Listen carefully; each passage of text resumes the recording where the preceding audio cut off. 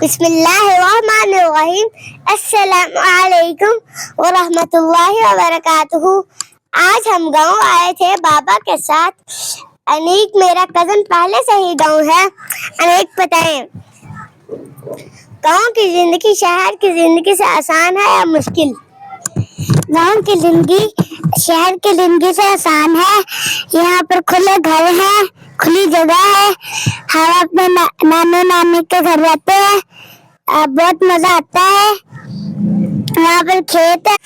अनीक भाई, क्या आप घर में ही रहते हैं या बाहर भी जाते हैं या किसी खेत में जाते हैं? जी हाँ, मैं खेत में जाता हूँ, बहुत मजा आता है। अनीक भाई, आप दूसरा सवाल बताएं। आप लोगों को स्कूल का समर टास्क कहाँ पे करते हैं? हम यहाँ पर सारे कजन मिलके बैठ जाते हैं। अब बहुत मजा आता है, हम सारे मिलके समर टास्क करते हैं। अब हाशिर भैया, हम आप भी इधर आए कुछ छुट्टियों के लिए, हमारे साथ बहुत मजा आएगा।